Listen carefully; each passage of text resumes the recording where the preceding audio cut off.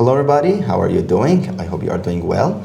Let's watch this video. It's a conversation between Pastor Cliff Kineckley and a young man. This young man asked a very important question about the credibility of religious teachings. After the clip, we'll come back and compare Christianity and Islam in the light of that question.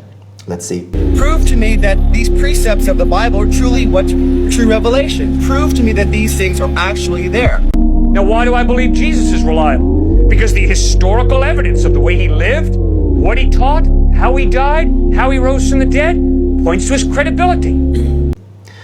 Okay, everyone, here's the key question. The young man asks Pastor Cliff, can you prove that the teachings Jesus brought are true?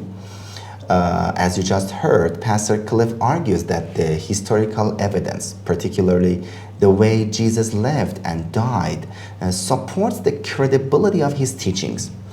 But that raises an important question. What historical evidence is he referring to? The teachings of Jesus were first transmitted orally. The Gospels were written decades later, and the New Testament canon was finalized centuries after Jesus. Now, none of this automatically means the teachings are false, but it does raise a crucial question. How can we be sure that the teachings we have today are exactly what Jesus originally taught?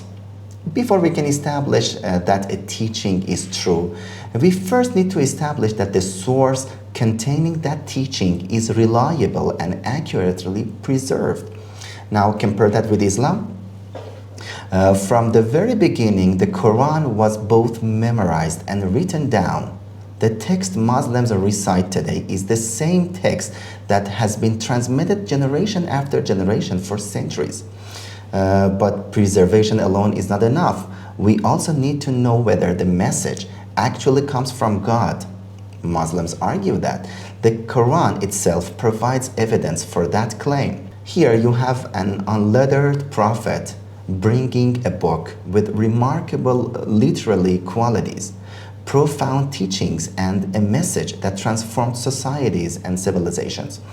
So from the Islamic perspective, two essential conditions are fulfilled. First, the message has been reliably preserved.